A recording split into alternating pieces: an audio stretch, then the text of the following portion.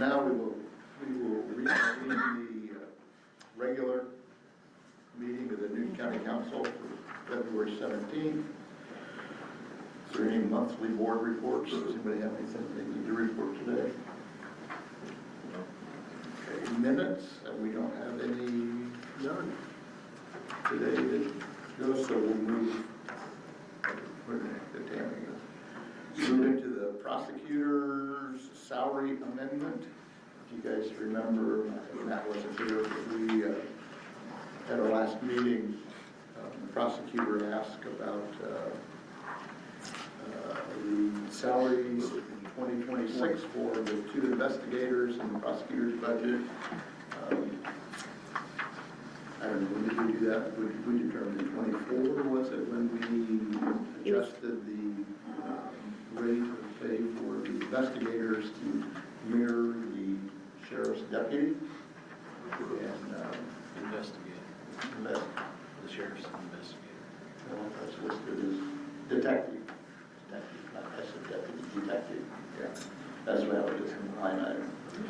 So if you guys recall at budget time, we had done a across the board raise of, I believe, 50 cents an hour for all our employees. And then we went back through and increased the officers in the sheriff's department budget an additional 42 cents. And we did not increase the investigators in the prosecutor's office the additional 42 cents is what kind of happened. And so that's what the prosecutor was asking. If that, was intentional or oversight. I believe it was oversight, at least when we funded it. So since the last meeting, Matt and I and Tammy met with the prosecutor, and Julian was there, and kind of talked it all out. So I don't believe the prosecutor that it wasn't intentional, that we had not done that. It just wasn't thought about. So here we are today. They work a 35-hour week, and it would increase their hour because their salary is based. It gets kind of confusing. You can chime in here anytime, Tammy. To get their salary right, you base that off an hourly rate. So we would be increasing their pay 42 cents an hour times 35 hours a week times 52 weeks. I think it comes to 700 and some dollars. And currently with this amount is with the 5% pay matrix. So next year when we do the salary ordinance, it will be a little less because it'll be on the base, but I was bringing this amount current to their 5% in their pay matrix.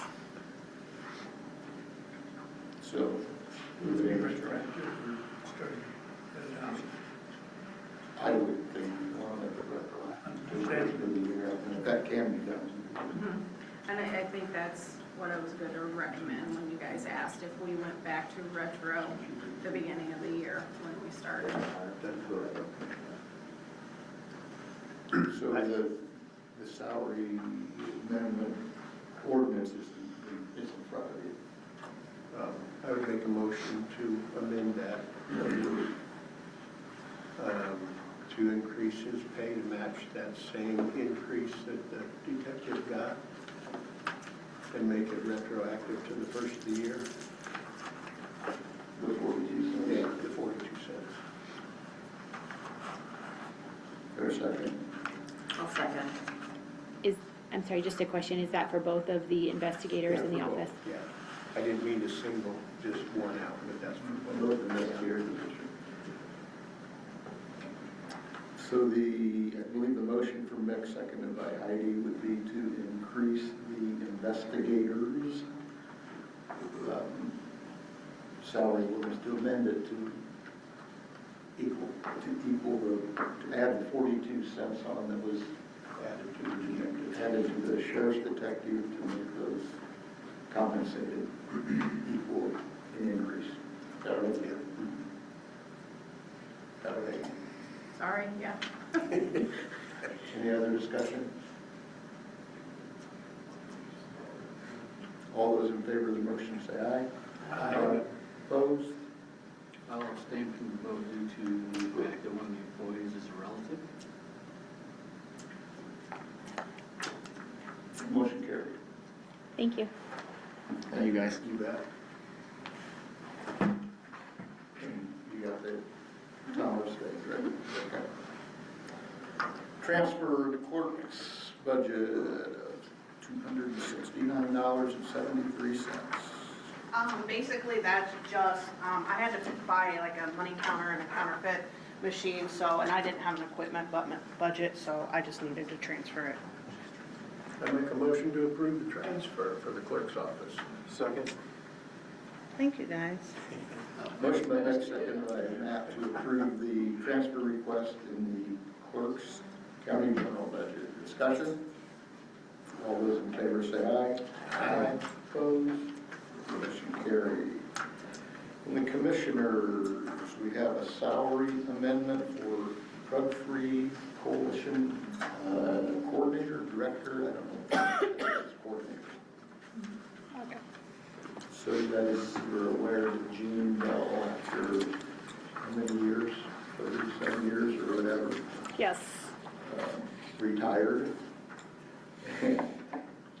Abby can explain better. It took quite a while to figure out how to replace him, not because we weren't sure who put him there to begin with. They weren't sure. Yes, so after a little bit of back and forth, and thank you for Tammy in digging and Drug Coalition in digging, we did get with HR to kind of put together a Newton County Drug Coalition Director Success Profile. Because Jean has served in that position for so long, there really wasn't anything substantial to go on. And also, when briefly speaking with Jean, the concern was who was to take it over. So it was very comfortable and very easy once Danielle Sands said that she was interested and that she would take that position. Danielle has served since 2008 on the Drug Coalition, and you can jump in. She's been the treasurer, she's done the grants, and so it was found that that was the best move to do. In that finding, though, with Jean's budget, it had been budgeted at the $13,800, and it was based off of 600 hours, which again, I don't know if we ever really found a substantial reasoning behind any of that. So that was the ask for the amendment to the salary, or the salary ordinance, I apologize. What? Oh, I You believe, walk here. so when talking to Gene about that position, he had said to us that based on other counties in the state, part-time coordinators are roughly around $23 an hour, and I think that's what he had in his head thought that the budget would equal out to. The money put in did, but the salary ordinance Yes. didn't reflect. Oh, okay. that. That's where we're at, So at budget time, we put money in for the coordinator at, I don't remember the dollars, but 13.8. but it's in the budget. All we need is the salary ordinance to spend those monies. Gene never took any, didn't take No. any money for all Never. those years. There was always something in the budget that he didn't take any. So the salary ordinance was way outdated. The dollars are there. It's not going to take any money that we haven't already appropriated. It's just Yes. in the rate. So it's So we just you'd make a motion to approve the salary. through the salary ordinance as presented. So moved. Second. Motion from Tom, second by Matt, to approve the drug-free coalition coordinators salary ordinance as presented. Discussion?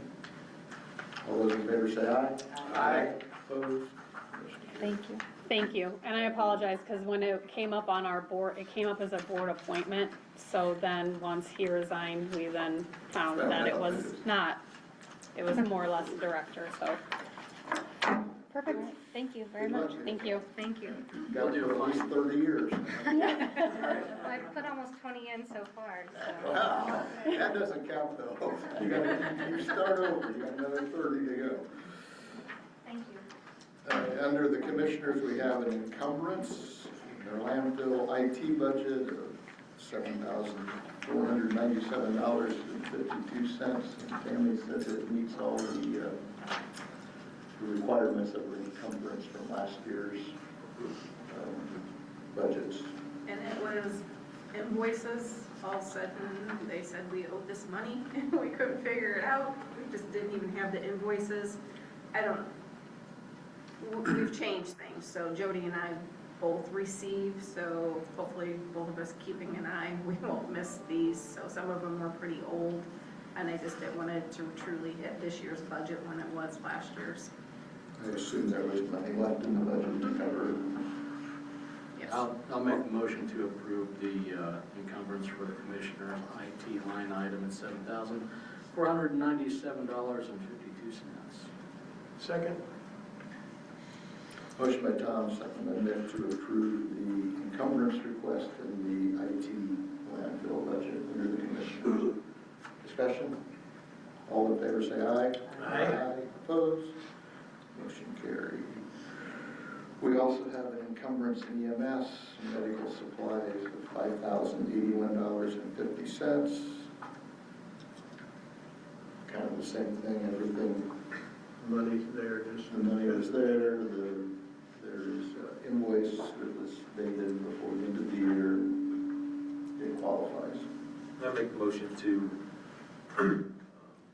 approve the ambulance encumbrance $5,081.50 as presented. Second.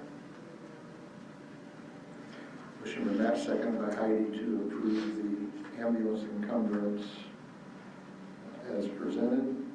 Discussion? All in favor say aye. Aye. Opposed? Motion carried. The assessor, contractual services, an encumbrance of $30,249.66. Once again, it met all the requirements for encumbrance out of last year's budget. You got anything you want to say? It was our photometry invoicing, which we get invoiced every 3 years, I believe it is. And I couldn't find the invoice. I was actually questioning it. It was in our spam filter. So it was from like May, and I just never got it. I make a motion to approve the encumbrance for the reassessment for $30,249.66. Second. Motion from Mick, second by David to approve the reassessment encumbrance as presented. Discussion? All in favor say aye. Aye. Opposed? Motion carried. Maintenance, additional site. Assume that this is just really two requests, but listed multiple ways. The 25, you want the commissioners or somebody? So we have an equipment request of $25,000. It's requested out of County General, QCAP, and landfill. This is for A gator, new gator for rue and snow. We actually use it all year round, so. but it does have a blade. The one we have now is on its last leg, so, So this is to replace the existing unit? yeah. Okay. Getting the trade in for the other one? No, we're gonna run it till it dies, so, It's an old one. yeah. So the only thing is, when you do QCAP, you will restrict him that he can only use it at the jail and the courthouse. Right, right. So he couldn't use it at the Gravitt building, but we gave you guys multiple options to think about. So it couldn't be used at the fairgrounds either, it's got to stay on those two properties. If you use it at a QCAP, if you pay for it at a QCAP. That parking lot on the, between the maintenance and the jail, is that considered, okay, that's like sheriff's parking. So Not I all of could, it. I'll get my GIS out. I just wanted to make sure you guys were aware that if you approved it, he will be restricted. yeah, I mean, there wasn't anywhere else that was been used. It'd be nice if we needed it at the fairgrounds or, you know, the police, the parking lot at the police station, so, Is the one you have now restricted, or you can use that no, one anywhere? yeah, There you go. Does it have a blade too, the old one? yeah, yeah, So it's ready to go? yeah. You have room to store 2 units now? Oh, yeah, yeah. I mean, since we got that, I would really, I was gonna say just, take it out of QCAP and then, address that later if the other one dies. My next question to that is the heat air and on your next request, your Yeah. 400,000, where's that at? That's going in the courthouse. Cuban cap could be used there. I don't think you have enough money is why I didn't. Well, but could we split it in 2 ways? I didn't advertise it that way. Well, you can always lower the amount of each, if you approve half of it out of landfill and half of it out of, oh, you didn't request it in Cuban cap, I see. But we could approve a lower number and then come back next month for the other out of Cuba Yeah, County. there's 313,000 in Cuban cap. 313 or so? I think so. Yeah, whatever year. Just remember, But you guys the don't 400,000 have anything isn't to requested. replenish it. so- No, but what I'm saying is we could approve a lower number than 400,000 now, come back next month and ask for the balance out of Cuba Cap and approve that then. If that doesn't mess up the timing of the project. Well, the start is gonna be in the end of April or March, and they're asking for 177,000 for their equipment. Well, that's the 25 leaves 288 in there, so approve the That 175. is unreasonable. Yeah. Yeah, I'd appreciate that. That, if we do the 25 he's talking about for the Gator out of there, that leaves 288, right? We got 313, you said, Tammy? Yeah, but I haven't even taken anything out of it. That's what cash sits on hand. Yeah, so 25 out of that for the Gator. If we do it that way, that leaves 288. What do you say that they need to start? Just 177. remember, if you take it out of there for the Gator, They can't use it anywhere but those 2 places. correct. Yeah, if they have the other Gator that they can use anywhere. But it might not make it till next year, that's the thing, so, Uh, for removing snow.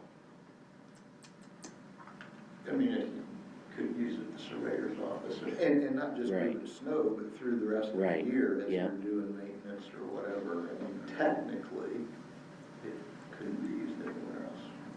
So let's look at, since we're in a new year now, the preference of withdrawals for additionals would be continuing to be county general or, and just leave landfill as it is? Because, I know how landfill is dwindling on us. So what would be the best option? Would it be general or county general or landfill?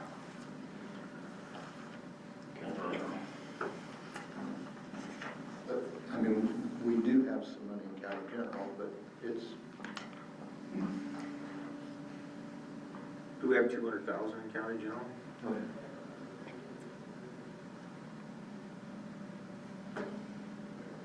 You said 175, you need to get the air 177 started. and We change, could yeah. pay the balance, we could pay it out of Cuba Cap. We could use I mean, Cuba he Cap money still for has that. some money in his regular account. I mean, we can make things work. Oh, I mean, he still has his budget. He doesn't have enough to cover all this, but we have money to move to work until so, we advertise the other part. so we obviously can't do the 400,000 request out of QCAP because it's not advertised. Right. Well, there's not enough money, and it's not tax generated anymore. So you're not getting any more money in there until you start something again. because we zeroed, we didn't eliminate Cuban cap, but we set the rate at 0 a few years ago, so it's not growing. But if he's got budget in his, or money in his budget where he can get that project started, I mean, we used to always say, use what you got in your budget, and then we need more, come back. Well, he doesn't have very much, but. How much is in there?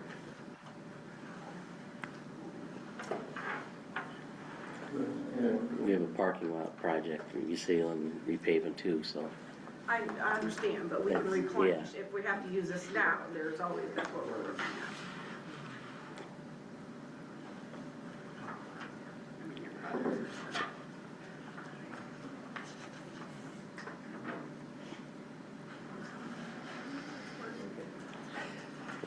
I think let's see what she comes back with. I can just tell you the amount of money we have spent in the last 5 years on this thing. It is at least half the cost of what you're looking at to replace is what we spent. You're talking about the air handling stuff, yeah. Yeah, I mean, this is We something spent that, out of our emergency last year. yep, we've used it out of emergency, we've done additionals, we've taken out of his funds. So the new one is gonna have a 7-year guarantee, Right. so, I mean, that's huge. I think our other one had 5 or 7 too, but it, It didn't cover a lot, I think it had 5, but right. Well, does this new system, does this new system have a good guarantee on it that covers a lot? 7 years. Yeah, but what's it covering? Obviously. I asked him, I says, I'm not gonna have to spend any money for 7 years. And he said, yeah. Very good.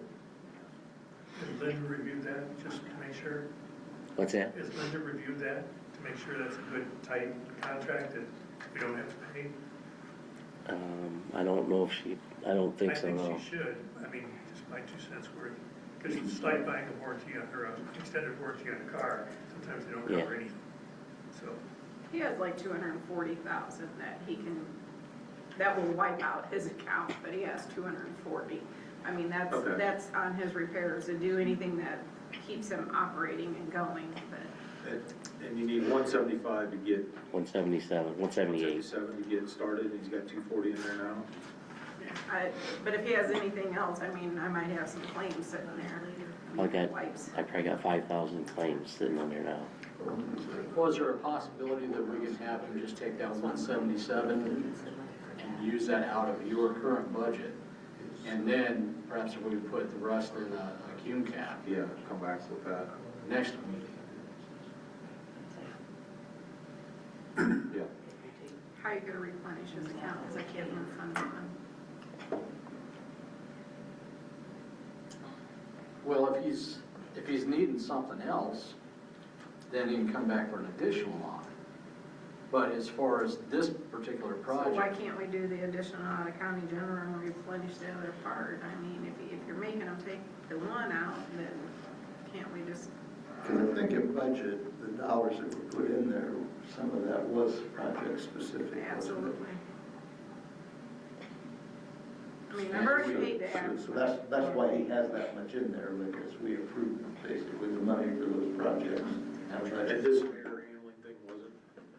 No. All right, so I would make a motion that we pay, that we approve the additional 25,000 out of county general for maintenance for the Gator, and that we approve 177,000 out of county general for heat, air, and electric equipment, and deny every other line item.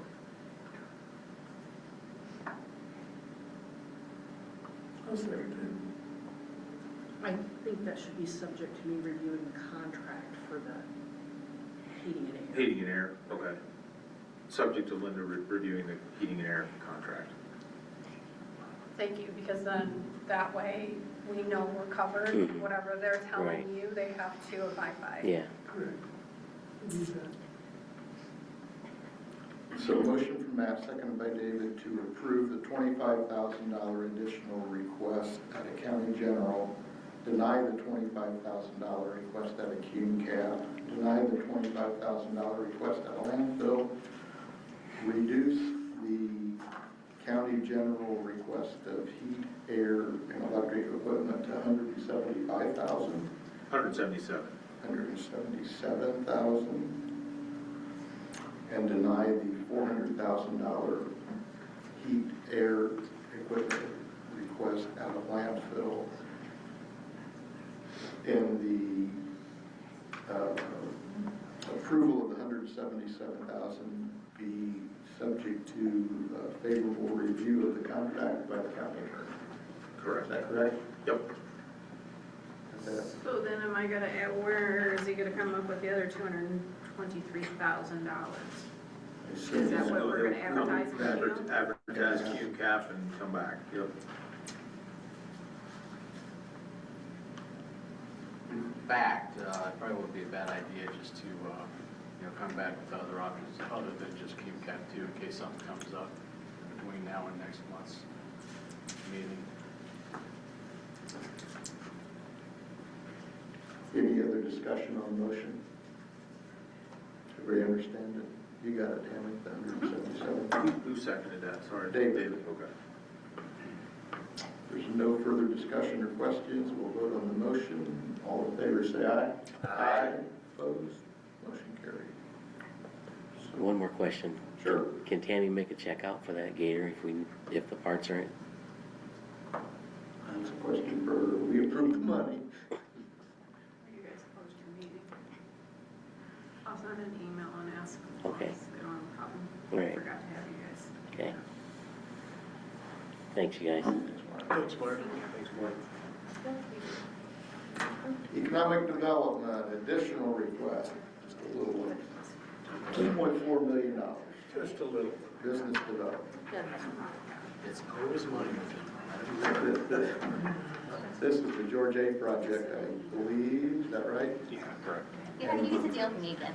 And this is money that was appropriated in the past, didn't get spent, turned back into cash, now we got to appropriate it again. Yeah, so basically, you guys approved the 2.4 last year, but we were still chipping away on that initial 250,000 that you gave us several years ago. We were still spending down, and we have officially hit the bottom of the barrel with that. But since we crossed the year, from what I understand, the 2.4 went dormant. So we're just here to request that those funds be released again so that we can keep on purging, keep purging on. Do you have an estimate of what'll get, because I know it's like an 18 or 24 month to do it all. Do you have an estimate of what'll be done in this 2026 calendar year, roughly? We do not. We should have a better idea once the contract is awarded. So the way we bid this contract out is we did the whole project together, and then it's going to be up to the general contractor to subcontract whatever they don't want to be responsible for. So we'll kind of be at the mercy of the timeline of the contractor and his subcontracts. The project was, the bids were initially going to be due last week to present to you all for approval today, but because it is such a huge project, we keep getting pushback from interested contractors saying it's too much, we need more time, it's too much to get all those subcontracts in line to complete their bids. So we have delayed the bid open date to March 2nd, and then we should have a better idea once we present that to you all and we have a committed contractor. Okay, and that'll have the timeline and roughly how much money they're looking for this year, next year, et cetera, et cetera. I don't know if we'll have that at the bid opening, but we'll have a contractor that we can say, hey, we need these numbers. Okay. And then we can have a better idea. Better idea of what that is. Yeah, yeah. Always on top of I paint a pretty picture. March right? 1st, you said? March 2nd March is 2nd. when we're going to have the official bid opening. It'll be at Hazelden at 9 a.m. And the reason we just push it way like several weeks out because right now the interested contractors that we're aware of are not, I wouldn't even consider them regional. They're coming like Chicago and Indy. So what I've done the last week or two is I've been working really hard to try and identify local and or regional contractors, and we found a couple of them, and we want to make sure that they have ample time to get everything. I don't want to keep like pushing it back. I said, okay, we're just gonna give you plenty of time. We give them 3 weeks. We've identified 2 local contractors that are considering the project. I've been meeting them out at Hazelden, making sure they get all the walkthroughs, all the questions answered. So we don't anticipate having to push it back again. So March 2nd, 9 a.m. at Hazelden is when we'll open bids. And then my question for you all that I had this morning was, which of you is responsible for actually approving the bid? Would that be commissioners or council? Like whose meeting do we need to attend to get our bid approved. Yeah. Okay. So you all are advertising all of that and taking care of all of that? Yep, it's all been advertised. It's been advertised twice. It was advertised on like the 15th and the 22nd of January, the bid. And then so we'll open the bids on the 2nd, and I've looped Tammy and Linda into all of these emails. So we'll open it on the 2nd, and then we would come to you at, I'm assuming, your next commissioner meeting and present the bids for approval. If that's You need to be careful. You can change the bid deadline for a project as long as it's done before the original bid opening date. Which it was. Okay. Yes. Yep. And then are you advertising the addendum to extend the bid deadline? They are like in the newspaper. It's been advertised on our website, and it's been advertised on, I'm not going to have the right words for this, but our architect has a platform where all of this is posted, where all the contractors go to get all of the documents, and it's been posted there via addendum, so we're on like our 4th addendum, and then it's also been posted on our website. It has not been ran through Kankakee Valley Publishing again. I think it has to. I'll have to look into that. Okay. Okay, I I'll get back to you apologize. today. Okay, thank you. I guess my only question would be, with it going through economic development and business development, then we still sign off on that, or that is strictly through, okay. And I think it would be because technically you are the owners of the property. I just wasn't familiar with like exactly how the rest of the project then is moving forward, so And that's fine.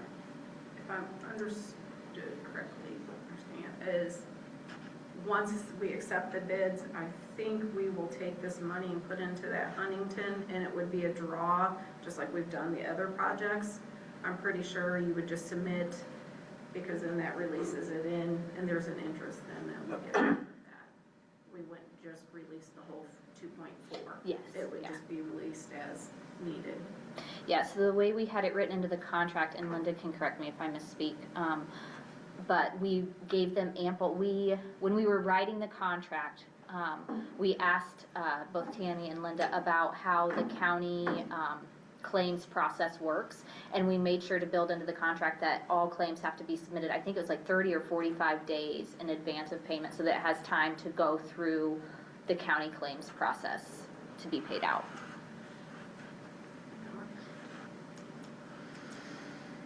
So do we need to take,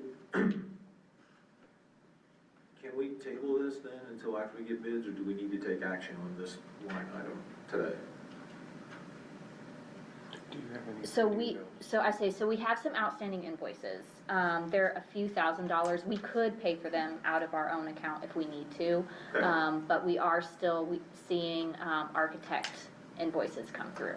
So Okay. preferably sooner than later, but we can, in the meantime, like if another month helps, we could take that out of our reserves if we need to. Roughly how much? Like 10 grand? Is that enough to cover it? Oh, yeah, I think it was like 5, wasn't it, Yeah, or there's something a couple like that? small independent ones that Yeah. came through. Probably 10 would be So, sufficient. so I would make a motion to approve $10,000, to reduce the 2.4 million to $10,000 out of landfill. That's it, that's my motion. And then we can address it when they actually have bids later. So my motion would be reduce the 2.4 million to $10,000 out of landfill. I'll second that. Motion from Matt, seconded by Vic, to reduce the $2.4 million request for business development out of landfill to $10,000. Yep. And approve $10,000. And approve $10,000, yeah. To reduce it to $10,000 and approve that amount. Discussion. I got a question about the fund that this will go in if it was approved, to have funds there for them to pull out as they need it. Currently, are we making any interest off of our landfill funds? Yes, yes, it's in our banks. The more we keep chipping away, the less interest, because we have spent a lot of money. So our interest coming in is not what it has been, but we don't have the money sitting there. But that other account earns interest also? It does. Yeah, they all do. We won't She move said without. that whenever we get to the point, money will go into that Huntington account, we still earn interest on that until they draw out of that. Right, but my question is, I guess, is which would have the best interest rate? Yeah, that's better. Huntington. Huntington's would be better? Well, our last couple of projects, we've earned more off of that than we have in our. So if that's being the case, why don't we just allocate all Just that move it all. now? But if they don't spend, my concern is if they come back and it's an 18-month project and they only need $1 million this year, then now we've tied up another $1.4 million for this year that we didn't need to tie up. So that's why I say get the bids, come back, tell us what you really need in this calendar year, and we'll give you that. That's the 9th, our next meeting's on the 9th, March, correct? Second Tuesday in March? Should be the same date as this one. Should be the Third 17th. Tuesday. So they should have the bids, be able to advertise and know really what that number is they're gonna need for this year versus the whole 2.4. That's where I'm going with this, is give you what you need. But you're right. But don't tie up 2.4 if we only need 800,000 this year. Does that make sense? Yeah, no, I totally understand, absolutely, Okay. absolutely. Don't. Yeah, Mickey. No, trust me, I would be a lot more like fidgety right now if I thought, no, I'm not concerned, I totally get it, that's not a problem, it makes sense. You understand where this is Yeah, going. yeah, no, I got it. So, yeah, no, we're good. So we will, open our bids on the 2nd. We will go to the first, because that's is that the same day as the council meeting? Or the commissioner meeting? Okay, so we would present bids, no? Is the 2nd a Monday? Yeah, Okay, and then they meet perfect. the next day. So then we would come on the 3rd to the commissioners and present the bid for approval. And then that would give me like 2 weeks to get with the contractor, get an estimated timeline, and present to you, hopefully, at your meeting. And then just put the money back on for that, advertise or whatever, and then we'll have an idea of what this is really gonna take for this year. Absolutely. If the bids are gonna be presented to the commissioners on the 3rd, though, can they accept a bid if it's not funded?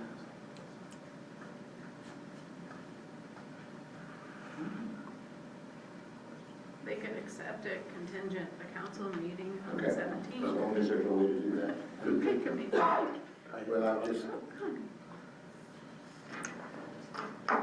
I've heard that in the past, you can't accept a bid until it's,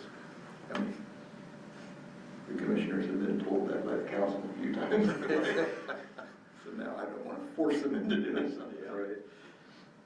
Are you guys okay with that? Okay. So we have a motion from Matt, seconded by Mick, to reduce the $2.4 million request to $10,000 and approve the $10,000. Yep. Discussion? All those in favor of the motion say aye. Aye. Opposed? Motion carries. Awesome. See you next month. I say, can I answer any other questions at all? Awesome. Thank you, guys. Yeah. Okay, good. Thank you very much. Hey, Mike, you might want to stay up there. Thanks, Mike. Well, we're at other matters. Thank you. Well, matter of fact, David left the room. Let's take just a couple minutes, 5-minute recess. David left the room, so I want him to be here for this. So we will recess for 5 minutes.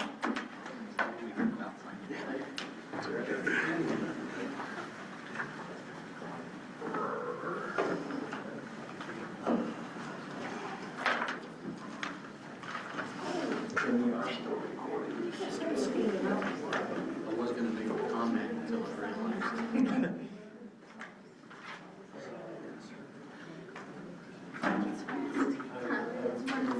Back to question for you though. Yeah, we're not.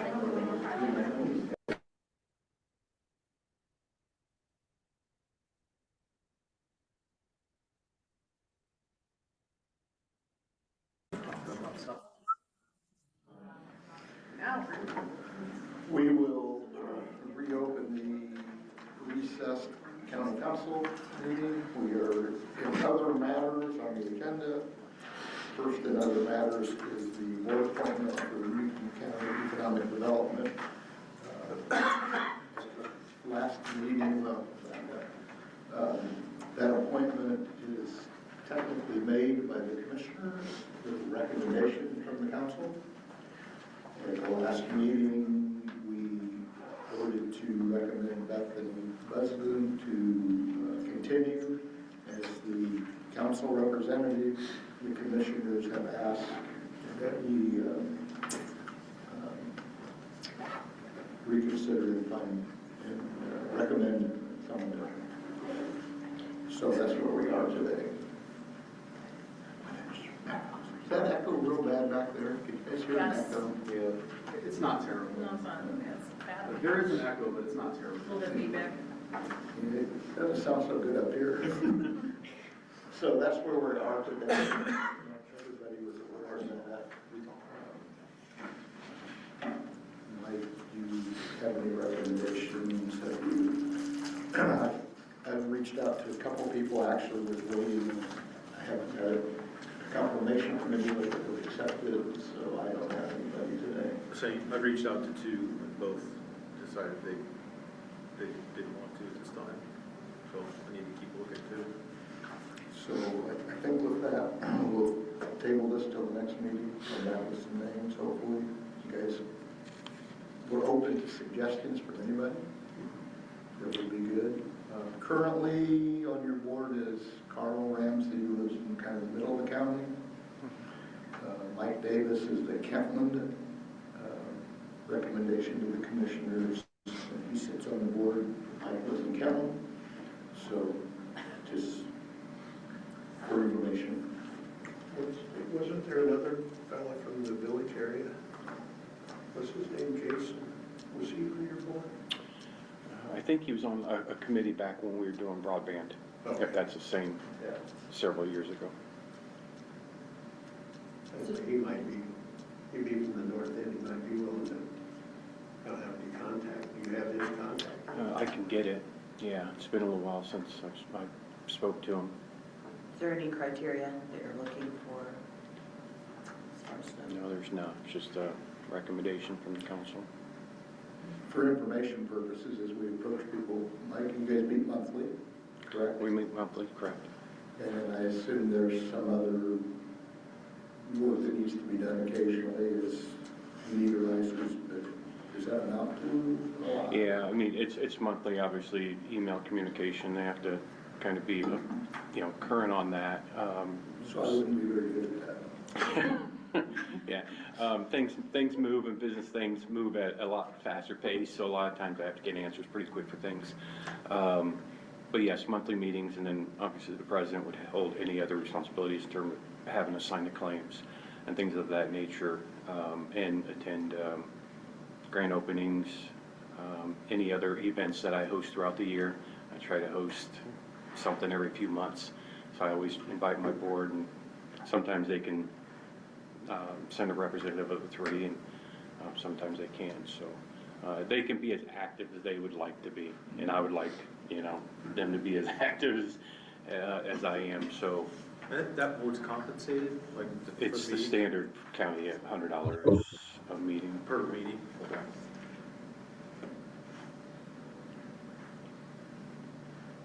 And yes, they're my guidance on the direction economic development goes. So We meet here at the government center. correct. You here or at the Here. office? Yeah, we meet in a small conference room. Okay, well, if anyone has any names to consider, we will table this till the next meeting.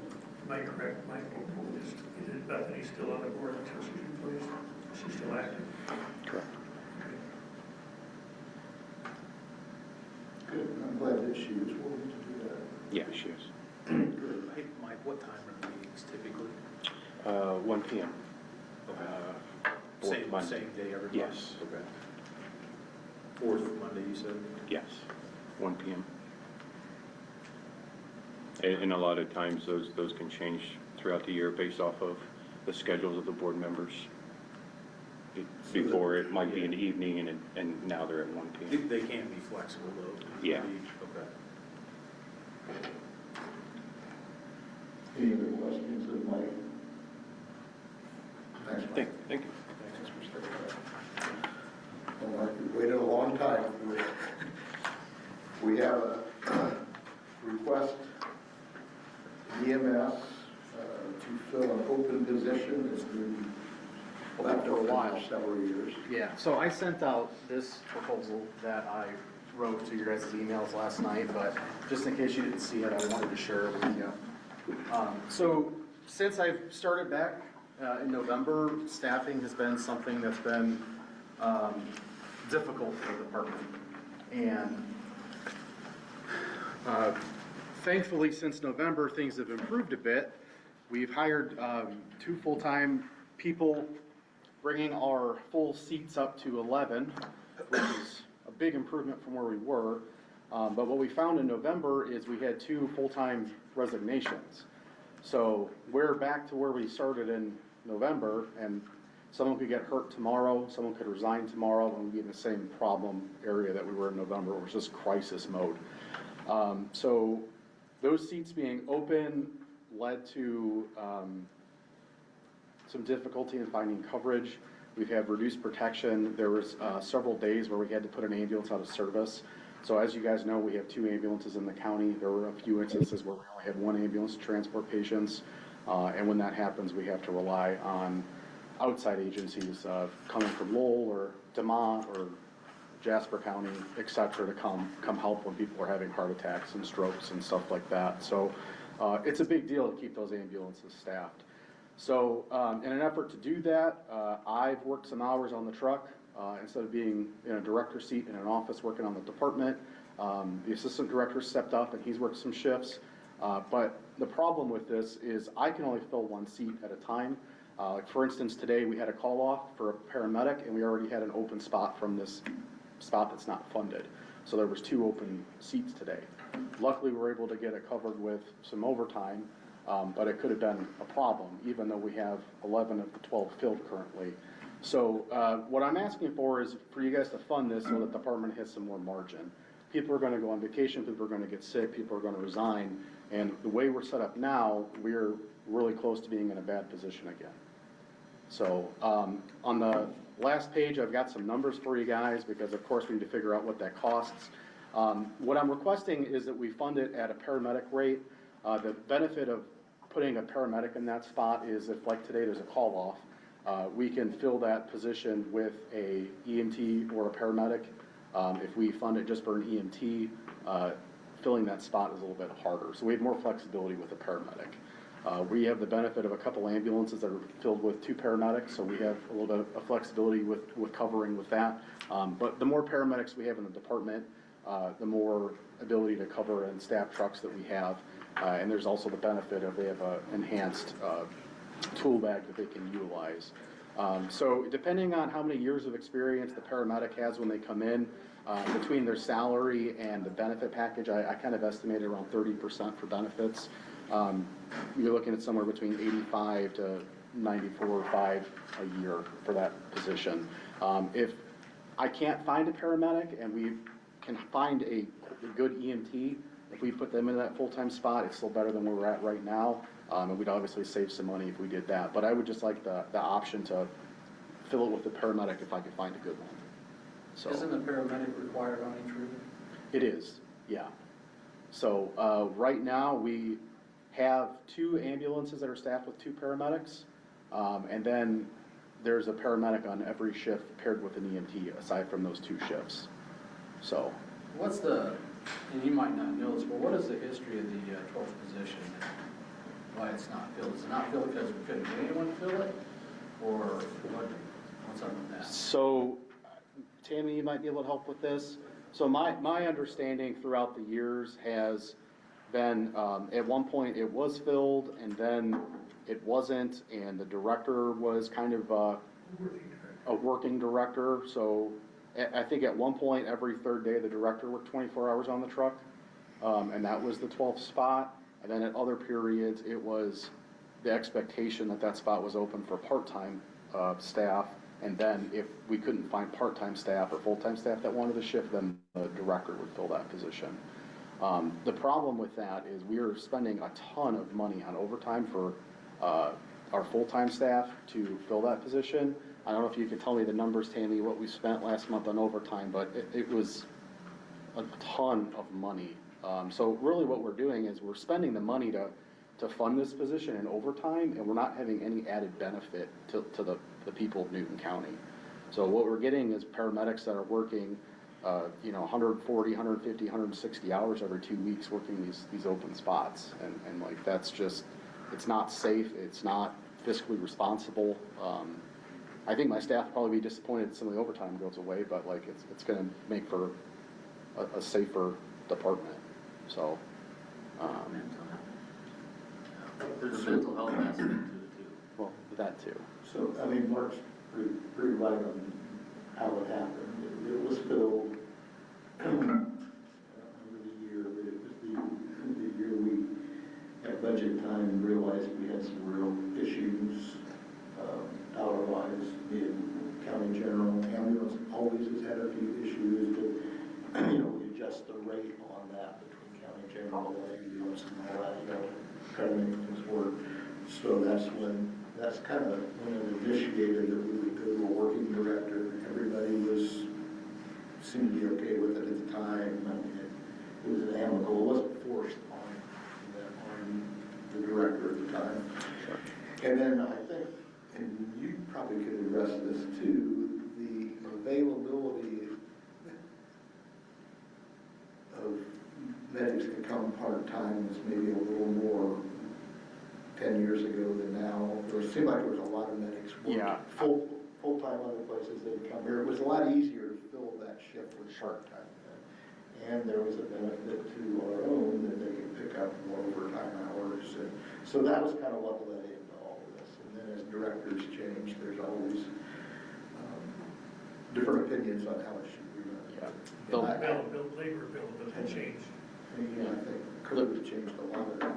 The last schedule that I put out, I looked at all the part-time availability that we got from our part-time paramedics and EMTs, and between EMTs and paramedics, I received 24 hours of availability for the entire month, between like 8 or 10 part-time people. Like, not each, like 24 hours that they were available to work. So the rest of that schedule was filled by overtime from our full-time staff. So January's overtime was $55,669.77. That's just the month of January. Me personally, I always halfway there to thought we should have filled that. I mean, I probably didn't always feel that way, but it was kind of like, it just doesn't make a lot of sense to keep them open. Well, and the other thing, money aside, it's just, like I started with, if we have a resignation, we're double that number. If we have someone that's off because they have an injury or someone has a baby, like, that number snowballs so quickly. So this 12th spot being staffed and funded, it just gives the department more margin. So if someone does resign, if someone does get hurt, we're not taking multiple steps back, it's one step back. A couple of curiosity questions for you. When a rig is down and we need mutual aid, does the county get charged for mutual aid? So in some areas, there is a charge for that. Does the county get We charged? currently do not pay that, but what we do is lose the opportunity to bill for that transport.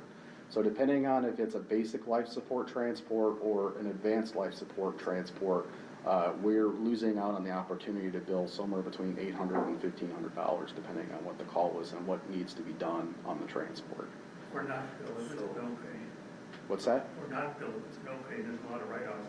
Well, correct. Both sides. But if in that 24-hour period, there's 3 transports and it's at the tune of $1,500 a transport or $1,000 a transport, it's $3,000, loss on top of not having the ambulance. And the someone waiting 20 or 30 or 40 minutes for an ambulance to come from north of the river or outside the county to, you know, get that person to a hospital. You got something, Rob?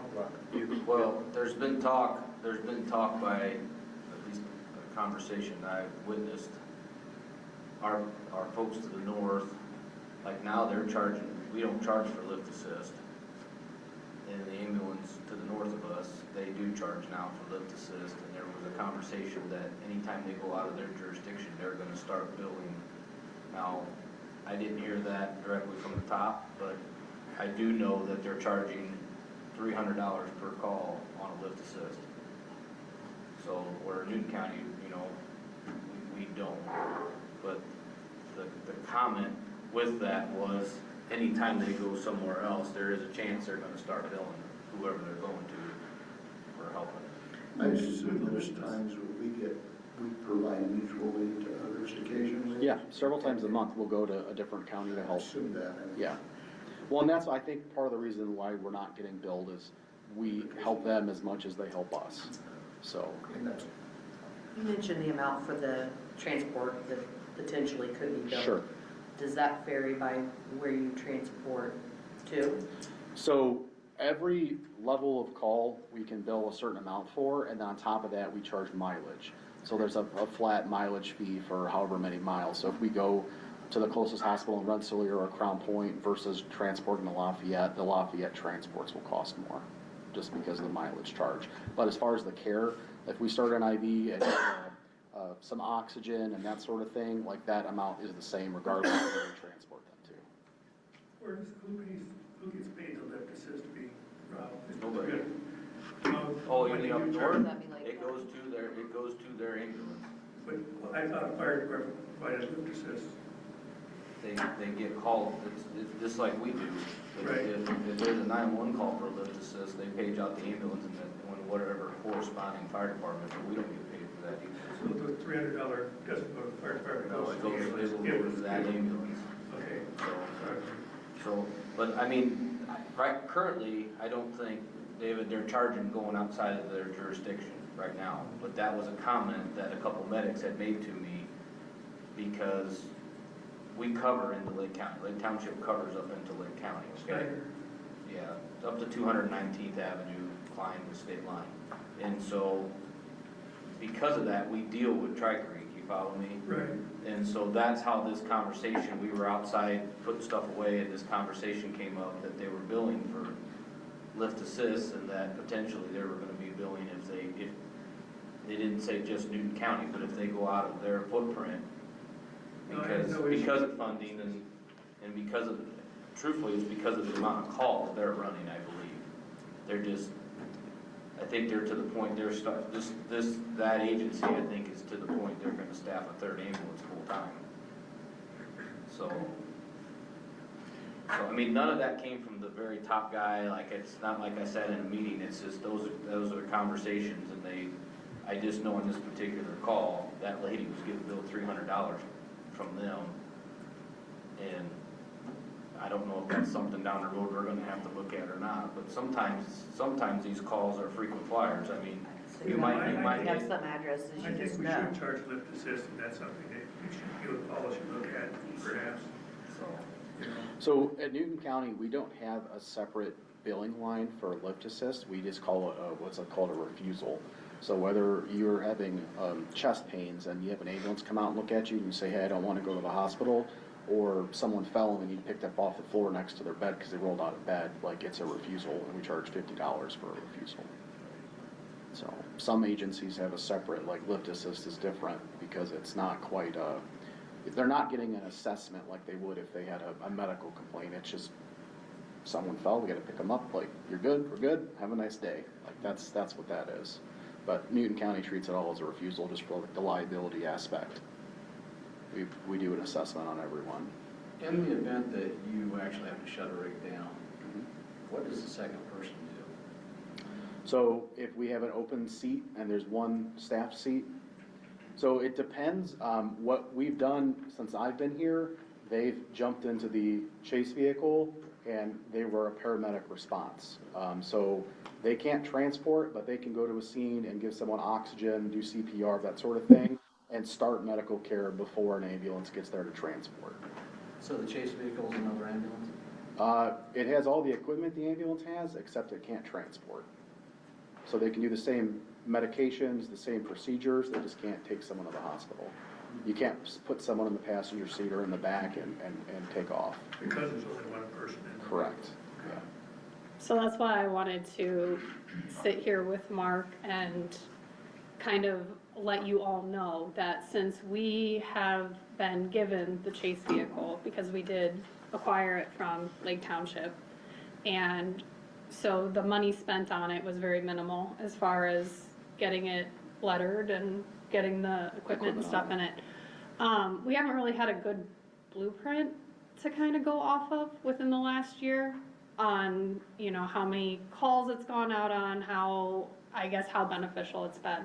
Since Mark's been here, he has definitely taken that opportunity and put other paramedics. So if you got the daily pulses, you'll see that we have other paramedics that are being staffed on it. So it's not always just Mark. So they're given that opportunity as well. So that's kind of where in the conversations with this 12th position, if it were to be passed and able to staff, then that'll give them the opportunity to be in that position and really utilize that vehicle the way that we were hoping it would. And along with that, the assistant director. That person's only been here for a few months now, but Mark has done a very good job at putting responsibilities and seeing how the responsibilities can be split. Because again, I don't feel, even since I've been a commissioner or even on council, that we've had something substantial to look at. Like, is this working? Is it worth it, or is it not? And I think Mark has really come back and shown that it is. I mean, it's not always rainbows and butterflies, but at least he's keeping track of how these things are being utilized and how well they're being utilized, and he's really holding all of that accountable. And I think that's where, again, with the conversations, looking at his part-time, I looked at that same exact list at least 2.5, maybe 3 years ago, and it's the same names, the same numbers, and not one of those people have stepped in. So that's where the disappointing part is, but again, if they're able to fill this, then there's more accountability on whomever fills that position. So that's kind of where, like I said, I didn't want to take anything away from you, but I'm definitely with Scott. I mean, in the years past, it just always made sense to leave it open. It was a working director. But then again, going back in the history of it, at the point that director was there and the staffing, I mean, that staffing was stacked. I mean, those people had been here for 25, 30 some years. They've now retired, they've moved on, whatever. So I feel like we've tried to throw things at the wall and make it stick too many times, to where I think now we're moving in a more positive direction. And it may be taking baby steps, but I think we're definitely getting to that point where we've had the chase vehicle for a year. We're actually looking at how it is being utilized and it is working. Same thing with the assistant director position. Hasn't been filled, hasn't really stuck. Knock on wood, it seems to be working well, and we're seeing how that can continue to work well. The one thing that 10 years ago or 15 years ago, when the director was working every third day, you got to keep in mind the call volume was different today, big time. And I just went to a meeting in Indianapolis a couple weekends ago, and the first thing the guy got up and told us was, take your call number, add 10% to it for next year, add 10% to it for the next year. And he kept telling us, for the next 10 years, add 10% every year. And he says, mark my words, he says, in 10 years, he said, you'll be close to that number. And he said that a lot of it is because of the age of the population. And he said, and that was for the fire class I was in, he says, take EMS, and he says, I almost say, he said, I don't think your call volume is 1 to 20%, but he said as the population grows, the population is growing older, the amount of calls that are gonna be handled is gonna change greatly in the next 2 to 3 years, in his opinion, in EMS. Well, I definitely believe that we need 2 rigs running 24 hours a day. I would make a motion to get that rolling to fill that 12th spot. However, I don't know exactly how to word it because of their, the way that their pay matrix is set up. That's all Greek to me, so if I can get a little guidance. So dollar-wise, Tim, you're gonna have to appropriate more money, or are we gonna be able to move some out of, to at least get started, out of overtime? Because we've got a lot of money in overtime, I believe. Yeah, especially this first month. Be able to accommodate years of service too. Well, when they hire on. Well, that's how the matrix works, yeah. So, I mean, we don't know exactly what it's gonna be, but Right. we know ballpark. Right. I mean, to get him going, we can transfer some money. I feel still at one point he'll probably have to come back for. Because you won't completely eliminate overtime. I mean, because there's gonna be other things. that Right, come people up will that go you're on gonna have to- vacation, yeah. people will call off, people will get sick. Right, and you're Right. kind of zeroed out, that Right. it will be substantially less. Well, and I mean, I don't know if it should come out of part-time, but I saw the part-time budget, and if we have staffing for 12, I don't think that budget needs to be where it's at right now, but. I mean, we could take some out of overtime. I mean, currently, up to date with payroll, he's already used $71,798 for overtime. But that 12th position doesn't have any funding No. available So- right now. No. That's my understanding anyway. Right, there's no funding for the 12th, but you can take some out of part-time, because if you're filling it, you're not gonna need Correct. $150,000 for part-time. I mean, we spent $13,000 so far, or $10,500, sorry. I said overtime, I meant part-time. Oh, That's what I was okay. talking about. Yeah. I said overtime, I meant part-time. Yeah, to me, that is logical. Like, I mean, that's what we're trying to accomplish by having this position filled, is to not lean on that as much. We shouldn't try to make it so no one wants to work at Union County on the ambulance part-time. That's not the goal. We're just trying to have some more stability. And it's also a safety issue, like you said, with some correct people working tons of hours, could be medication errors. 100%. Range of things, it's very stressful. Yeah. Yeah, there's no guaranteed downtime overnight. We hope that there is, but we can't guarantee it. I have a question on like call-offs now, like if you have a paramedic that goes in a chase vehicle, by themselves, if you show up and, fire department, Brooke, like whoever shows up.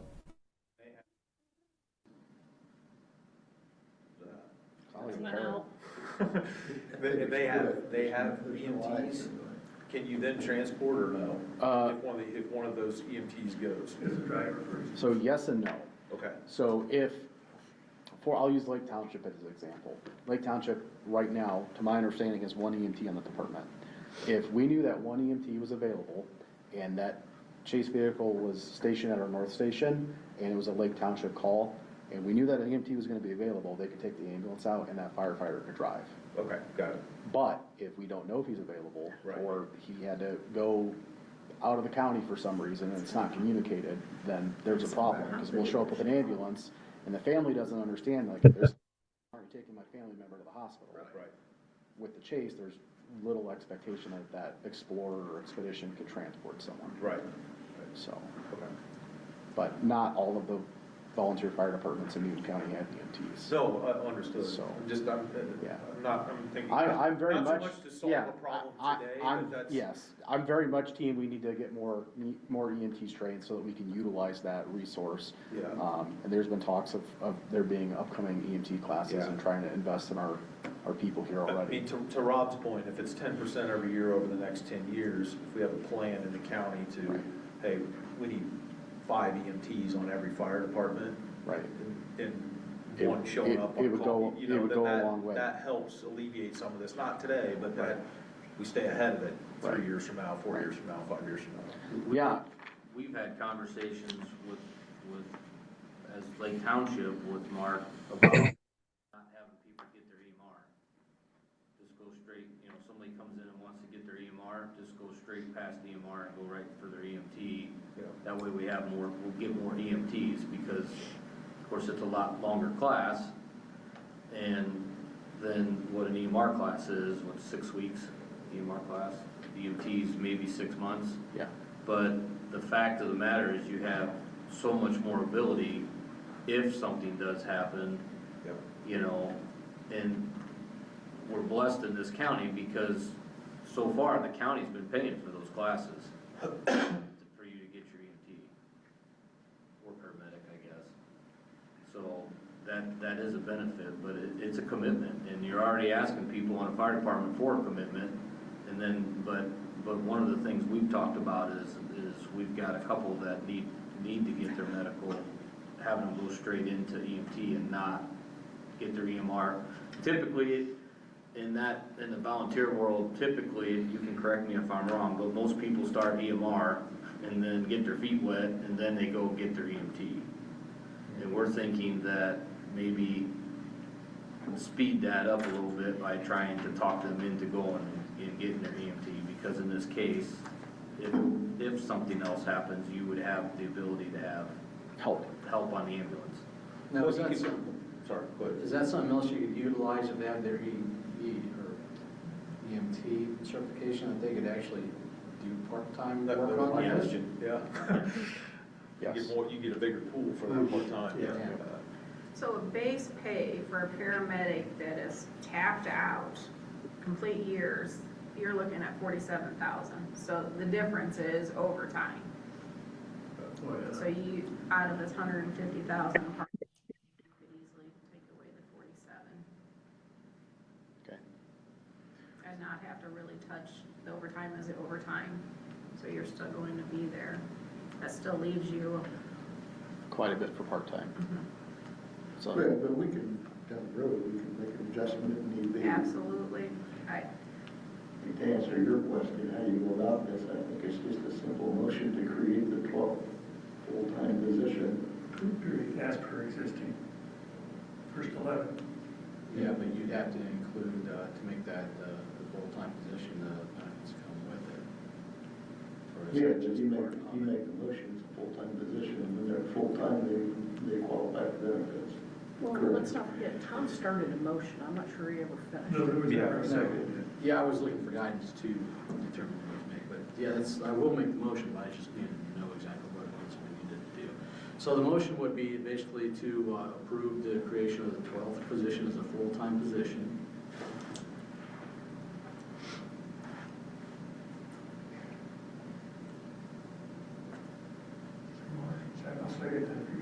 Yeah, I don't think that there was any more. Yeah, I think you need to clarify if it's going to be a paramedic or EMT. You could make it a paramedic and or EMT, but give them the option to do. That's what Mark asked for. Okay, yeah. So I'll continue my motion to make it a paramedic and or EMT, whatever is necessary or needed.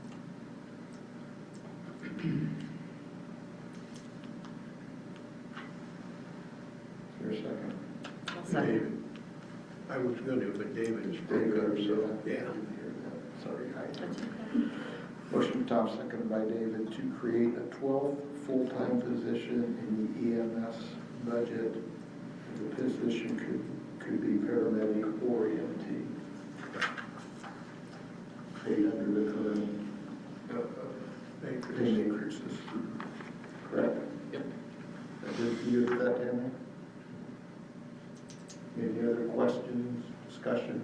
Do you need clarification, Tammy, where that money comes from? So we'll work on a transfer. Okay, all right. Because I can tell you, looking at last year's budget, we went in with 1.9 million and we spent 1.7 million, even with all the craziness. I think we did, was there a little bit in landfill? Maybe not. Yeah, we had to use a little bit of landfill, but I still feel pretty strongly, and with this assistant or interim director, he's been very mindful of the budget. So I feel everything will be good. I think this is gonna save the department money. It's gonna save the county money. Yeah, these are overtime, these Yeah. are numbers. Yeah. Last month alone would have paid that base pay. Right, And correct, I think for the you're year. gonna allow also your director to do the director's position, the assistant director to do the position, but when they're having to jump on a rig, you're shorting your whole staff. Oh, yeah. 100%. Any other discussion, questions? If not, we'll vote on the motion to create the 12th full-time position, EMS budget of paramedic or EMT. All those in favor of that motion, say aye. Aye. Opposed? Motion carried. Thank you. Thank you, Mark. Mark, as far as getting like additional people possibly interested or going in that direction, younger people, Mike, do you think that's something that the meeting on March 2nd, do you think like if someone was there in Like to that advertise? position, like, I mean, to share that kind of information, if the county covers the cost of the class, is that correct? Yep. I mean, if That's my we have understanding. seniors that maybe aren't gonna go to a four-year university or whatever, if they knew That was they an could have a option. job here in the county. Yeah, no, I mean, obviously, even though it's government, it's still jobs. So yes, any of our offices are welcome to come and do the same thing and offer We forward internships. that event to you. Yeah, it'd be great.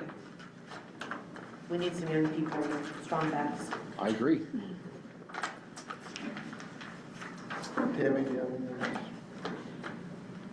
No, next month I know what I did do for you guys, but I'll have the numbers, is we have to move money out of landfill and the Georgia Aid Fund, so I'll do that in our next meeting. I forgot to do that last meeting.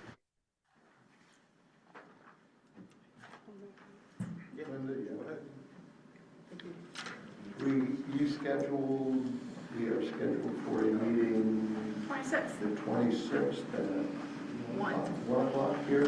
I think it's 1 our time, 2 their time. If I remember that correctly. Oh, Baker Tilly for the. Was it 11? I got 1:30 on mine. On the 26th, right? Yeah. Yeah. I don't want to be late for that. No. Come 12:30. No, we won't. I said 2 p.m. Eastern time, so 1 p.m. Central time. Hey, if you want to show up at 1:30, you'll be fine after. I don't want to be late. 1 o'clock. Oh, she did have, she had a question for you guys. And it's here, right? Yes.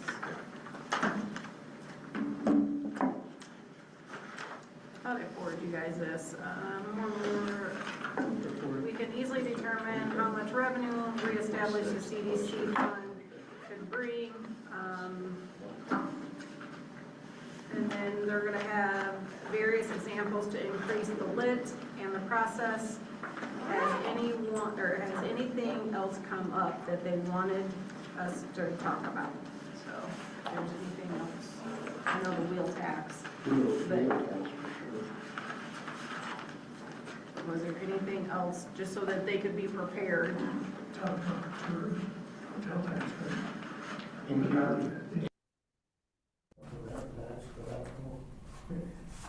That goes into a different. I feel that needs to be kicked down. The others you really need to do to get in, so we can start for next year. We are way behind the 8 ball. We're leaving lots of money on the table, so.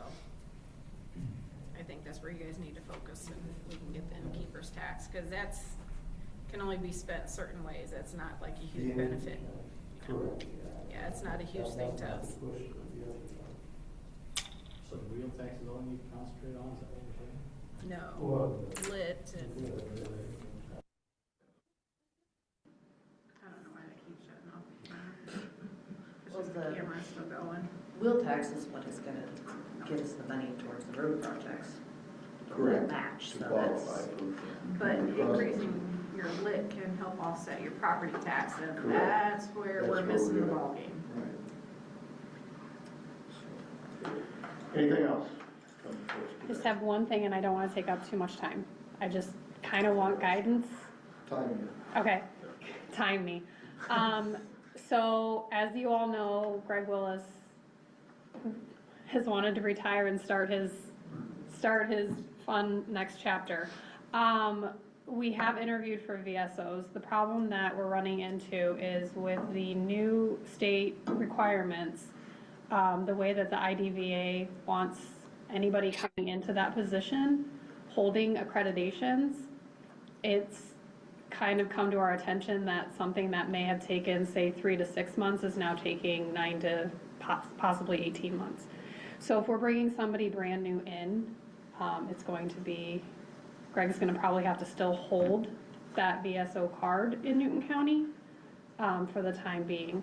So the problem is that do we hire somebody in part-time, we stay part-time, we give them an allotted time to get all the state requirements, or we do have one applicant that actually holds all of them, but is looking for the full-time. So that's kind of where we ran into. I just want some guidance. I don't know, we've kind of left the applicants on the hook right now. I don't want to lose anybody, but at the same time, if we have to hold another round of interviews, I want to get that started as soon as possible. What are you looking at as far as your hiring times? We should have hired in December. So you only have one with the credentials that's needed to do the job. Everything. And 4 years of experience. And you must. He can hit the ground running, Tom. What is it currently a part-time job now? Didn't we offer that as full-time? We have in the past, and then Greg elected to just be part-time. Correct, but when Greg was here earlier, didn't we say that it could be full-time? Yeah, I think so. Like in the last couple of months? It's always been budgeted full-time. Yeah. It's just the pay he took at a part-time. And from my standpoint personally, I was trying to be conservative on the commissioner's side, so I was trying to look more towards keeping it part-time as well. But then again, with all the changes that came from January 1, and now they're saying by June of this year, they're gonna have to hold all of these accreditations. So that's kind of where I don't wanna offer it to some, and again, this person may not take this, I'm not sure. But we do have the opportunity with one individual At least to make the offer. come in, hit the ground running, and we won't have to, like Greg can just pass over everything. And I take it won't need a salary amendment that our current salary offering kind of. I'm not, I don't want to speak for the commissioners. I'm more or less taking whatever is budgeted for that position and offering that, and see where we go with that. Abby, didn't he want to be paid around 50,000 because that's what he makes in Lake County? And we were thinking it's 46, but it's actually 43. 43. That's budgeted. But I also think I think it's fair to offer that salary for this position just based on the numbers alone. Oh, I agree. I think it's fair. The 50 is fair, is what you're saying? The 43 that we have. Okay. That is budgeted. Is that all? But I guess if he says he needs 46, Are we willing to bump that 3,000 and just be done with it? The one thing that I did find, but I want to get clarification, and Greg's not in here. There is one more thing in this, but it doesn't, it says effective 2025, but it does state that VSOs, the VSO supervision, the IDVA, okay, so the training, there's a grant that they are eligible for. So it almost read, and Matt, I don't mean to throw, but it almost reads kind of like EMA. So if we're able to offer this and then get the information on the rest of it, that's kind of where I'm interested in going, if that makes sense. So a portion of their salary would be reimbursed. But again, I don't know if that, I don't know exactly, because it doesn't state it in here, what that grant is based off of. If it's based off of all the amount of the veterans or however many they do per month, I'm not quite sure. But it just says that there is a new grant that has rolled out to get reimbursed for half their salary. Is the one interested party that has all the accredited stuff, is he a Newton County guy? He is actually Jasper County. Jasper County. But they have worked in, Not that makes a difference. they have worked in Lake County for over 4 years. Not all of them were from Newton County. The ones that were from Newton County are going to be brand spanking new. Is Greg willing to loan us his accreditations? Unfortunately, he can't. So with all of this, and then back to your question though, because you did ask if we could combine, each county has to have their own named VSO. Okay. So that card that they acquire is only named to them. Okay. So Greg would have to stay in the position, hold that card until the next person.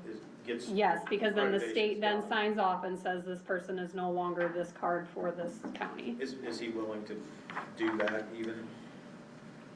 I guess my question is like, do we even need to entertain somebody that doesn't have the accreditations?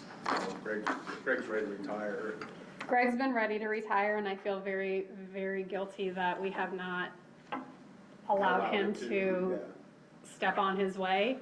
But he has been very accommodating. The problem and again, I don't want to speak for him, but he has kind of teamed up with Jasper County in the meantime with some outstanding, but they're ready to kind of give that back. But if it comes to a veteran burial, he has to deal with all of that in Newton County. He cannot, nobody else can take care of that at this time, so. Do you have a formal ask of us today, or you're coming in? I'm not formally asking, I'm just kind of, I guess, getting guidance on, do you just feel that we go ahead and make that offer and see where we go, or hold another round and try and stay within the part-time range? You have the Just information. It's funded at full-time, so I don't think you need to ask us, right? You can offer it full-time, am I correct? I can, I just wanted to, I would just feel more comfortable that you all kind of, I had your guys' input as well, because it's another one of those things where we've kind of, we haven't purposely dropped the ball, but so much has changed, and once January 1 came around and the state bill came through and the IDVA came back with all of this, that's kind of where I just wanted guidance and kind of an idea. As far as I'm concerned, we got the part-time or the full-time funding for it. And even if, with this, the fact that this guy has the credentials, I mean, you've interviewed him, what do you think of him? Like Steve said, I think he can hit the ground running. I mean, I don't. But personality-wise, fit into Newton County's ideologies, no problems with that? I personally didn't. But I guess that wouldn't make any difference, as you guys it's hiring, so you guys know what I just don't want to speak too much outside of. yeah, and that's why I'm. Yeah. Yeah. But like I was saying, I think that just the fact that he's, we got that funded in a full-time position already, and the fact that this guy has the credentials that we need, and just like you were saying, he'll hit the ground running. even if you would have liked or would like a little bit more, I would entertain talking about that. I agree. So I'm good with it. Yeah, absolutely. And they were very, I mean, they did their research, they knew exactly where, their office was gonna be and the outreach and everything like that. Sarah held a phone interview and was very confident, so that's why they got passed along too, so. Sarah with HR? Yes. Okay, good. HR holds phone interviews for us and then will give us their feedback and pass along, Glad so. you got fixed. Yep, okay, that's all, I'm sorry, I didn't wanna take up too much time, I've kind of been stuck there, so I appreciate it. Thank you. You didn't ask for any money, so we love that. No, Come but back anytime. Abby. no, but I didn't wanna blindside anybody either with moving that, so, thank you. Anything else? I make a motion to adjourn. Second. Motion from Nick, second. Tom, adjourn. Discussion. All those in favor of adjournment, say aye. Aye. We are adjourned. Good job, kid.